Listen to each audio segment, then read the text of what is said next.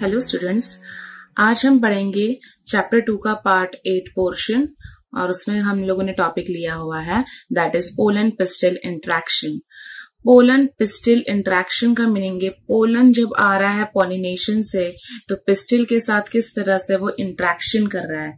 तो सबसे पहले हम लोग उसकी बहुत सारे स्टेप्स हैं।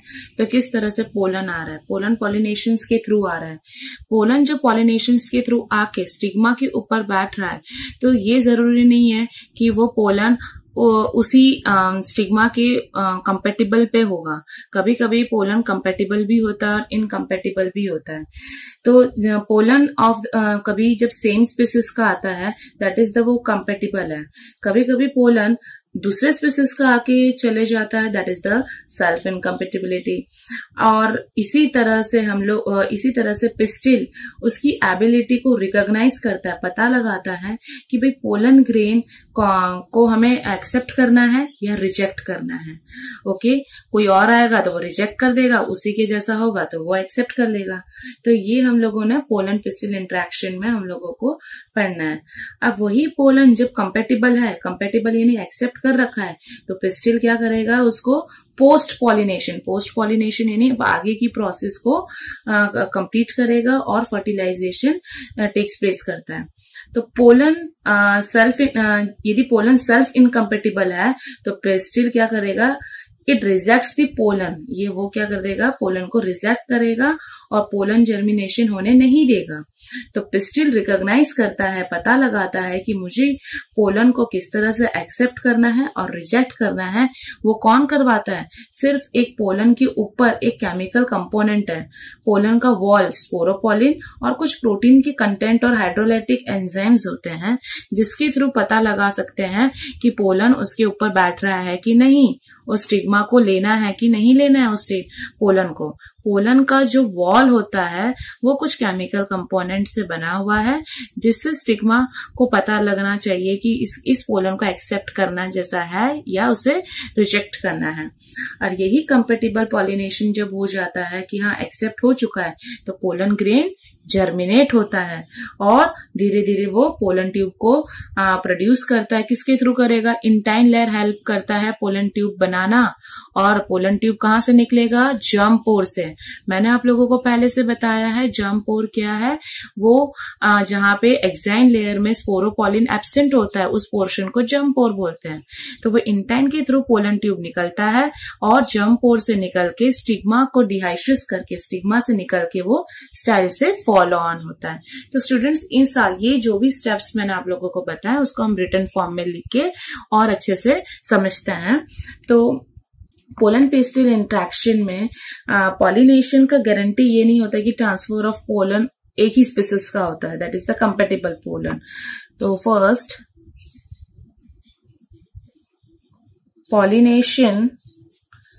pollination does not guarantee the transfer of the pollen of the same species as the stigma. Okay, that is हम लोग उसको हम ऐसा बोल सकते हैं कि ये compatible pollen है। ओके, देखो मैंने बता दिया है कि ट्रांसफर ऑफ पोलन हो रहा है, वो सेम स्पीसीज का है, दैट इज द कंपेटिबल। रोज का पोलन रोज में ही जा रहा है, that is the compatible pollen. किसी में often pollen either from other species or from the same plant, तो हम लोग उसको बोलेंगे self incompatible. That is, they also land on the stigma. Okay, now pistil has the ability to recognize, वो पता लगा रहा है कि उसको क्या लेना है कि नहीं, whether a particular whether a particular pollen grain, उसको पोलन ग्रेन को एक्सेप्ट करना है कि नहीं, whether the pollen grain is to be accepted, accepted यानी compatible, उसके लायक हो, और जो उसके लायक नहीं है that is the rejected, incompatible. Okay अब जो है उसके लायक दैट इज कंपेटिबल है, इफ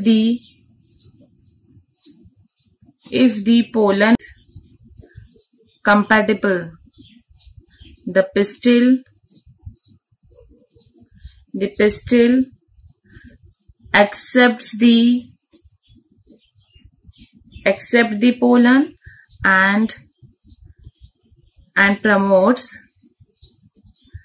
कौन सा प्रोसेस होगा, पोस्ट पॉलिनेशन, पॉलिनेशन के बाद वाली, पोस्ट का मीनिंग होता है उसके बाद वाली process, post pollination events leads to fertilization. Okay students, pollen जब यदि सेल्फ इनकम्पेटिबल होगा, पिस्टिल उसे रिजेक्ट कर देगा और पोलन जर्मिनेशन नहीं होने देगा. जब पिस्टिल उसे रिकॉग्नाइज कर देगा कि ये पोलन मेरे लिए सही है, और वो सही, ये जो कैसे एक्सेप्ट करता है पोलन के वॉल, पोलन का वॉल जो केमिकल कंपोनेंट रिलीज करता है, कुछ हाइड्रोलाइटिक एंजाइम रिलीज करता है, स्टिग्मा उसे रिकॉग्नाइज करता है, तभी वो क्या होगा, पोलन का इंट्रैक्शन होता है, पोलन का तभी इसी पिस्टिल के साथ इंट्रैक्शन होगा. अब पोस्ट पॉलिनेशन वाला प्रोसेस शुरू होगा. अब कंपेटिबल पोलन आ जाता है तो पोलन ग्रेन क्या हो जाता है, जर्मिनेशन. तो हम ऐसा बोलेंगे कि इन कंपेटिबल पॉलिनेशन, यानी अब दोनों का इंट्रैक्शन हो चुका है. Compatible pollination, pollen grains germinate, pollen grain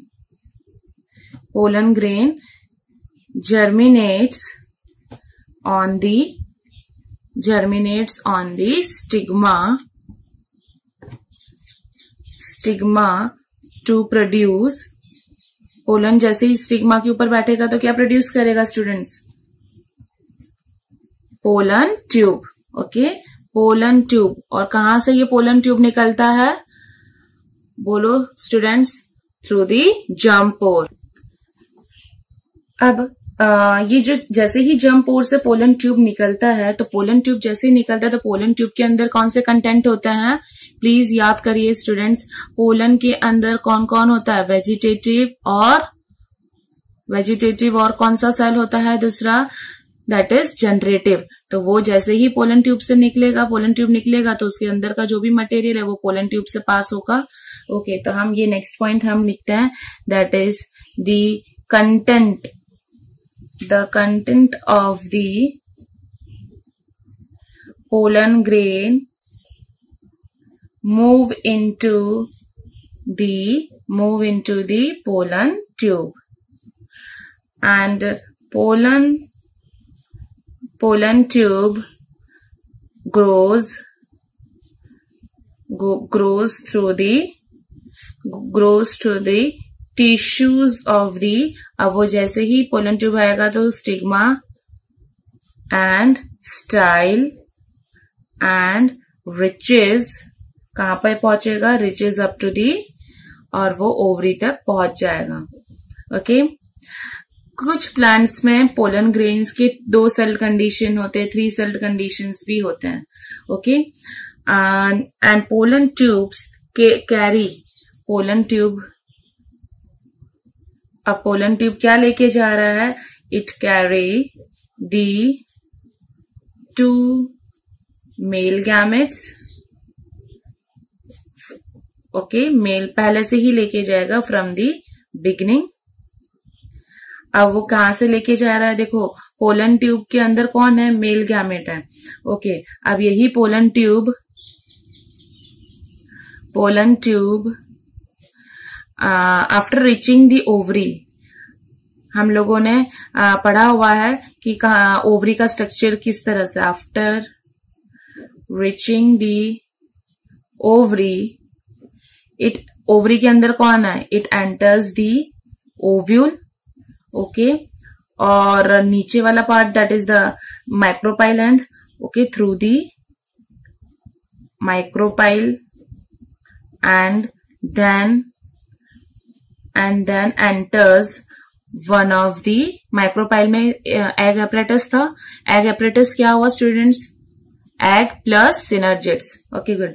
तो इसी तरह से वन ऑफ दी सिनर्जिड्स, वो मेल गैमेट इज सिनर्जिड्स में जाएगा, तो ये यहां पे एक हुआ.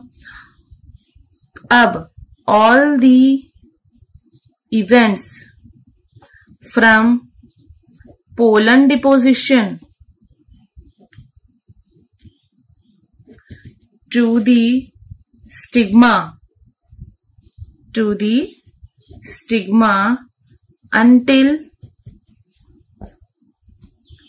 until pollen tubes enter the ovule are together referred to as pollen pistil interaction. ये पूरा इवेंट क्या हो गया है, pollen pistol interaction. Okay students ये पोलन पिस्टल इंट्रैक्शन का मैंने तुम लोगों को डायग्राम से थोड़ा समझाया है. जैसे बहुत सारे ये ऐसे पोलन आ चुके हैं इस स्टिग्मा में, ये सारे क्या है, इनकम्पेटिबल है. जो कंपेटिबल है उसने क्या कर दिया, पोलन ट्यूब रिलीज करके इस स्टाइल के थ्रू वो डेवलप हो चुका हुआ है. अब ये स्टाइल से ये कौन सा एंड में जा रहा है स्टूडेंट्स, एक बार हम ये फिर से याद करते हैं. ये एंड कौन सा है, दैट इज माइक्रोपाइल एंड है, ओके. और ये है that is the pollen tube, और ये है हमारा egg apparatus, that is the ये एग है, और this two ones are that is synergids. Students एक सिनर्जिड्स में आपको मैं बताना भूल गई थी. सिनर्जिड्स में ऐसे ये नीचे की तरफ हेयर लाइक स्ट्रक्चर्स होते हैं, और ये जो हेयर लाइक स्ट्रक्चर है इसको हम लोगों ने बोला हुआ है फिलीफॉर्म एपरेटस. फिलीफॉर्म एपरेटस का काम क्या होता है, ये जो पोलन है वो पोलन ग्रेन रिलीज की, टू मेल गैमेट रिलीज किया. यही मेल गैमेट इस माइक्रोपाइल रीजन से आता है और सिनर्जिड्स से क्या हो जाता है, इंट्रैक्ट करता है. तो ये जो सिनर्जिड्स के अंदर फिलीफॉर्म एपरेटस प्रेजेंट है, ये फिलीफॉर्म एपरेटस है, वो उसे गाइड करता है कि तुम इस पोलन ट्यूब को, कि ये मेल गैमेट को इस सिनर्जिड से होके निकलना है. ओके, फिलीफॉर्म एपरेटस स्टूडेंट से पूछा जाता है कि what is the main function of the filiform apparatus and location is in the basal part of the synergids, and the function is that कि मेल गैमेट को वो एक पोलन ट्यूब को वो रिलीज करवा रहा है, दैट इज मेल गैमेट को वो गाइड करता है किस तरह से उस सिनर्जिड से इंटरेक्ट होना है. तो main function that is filiform apparatus का है, it gives guide of the entry of pollen tube to the synergids. Okay, तो हम लोग इसको यहाँ पे रिटन फॉर्म में भी लिख देते हैं कि what is the main function of the filiform apparatus, that is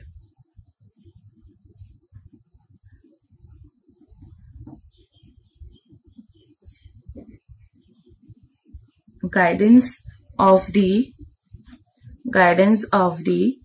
entry of pollen tube to the synergids.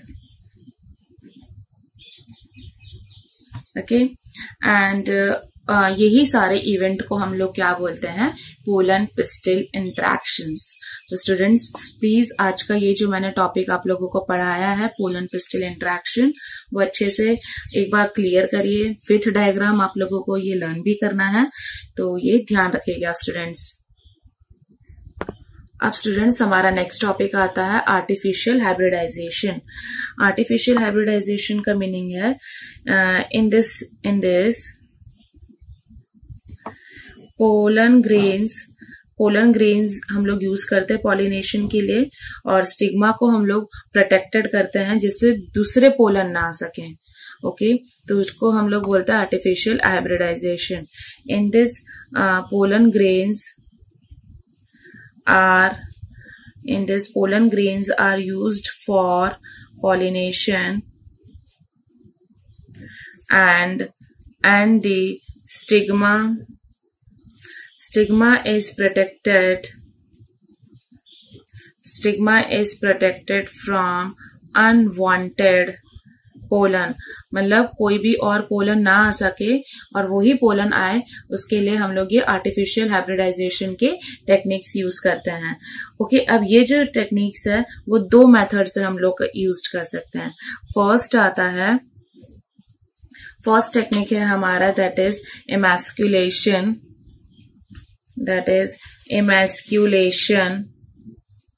And second आता है that is the bagging technique.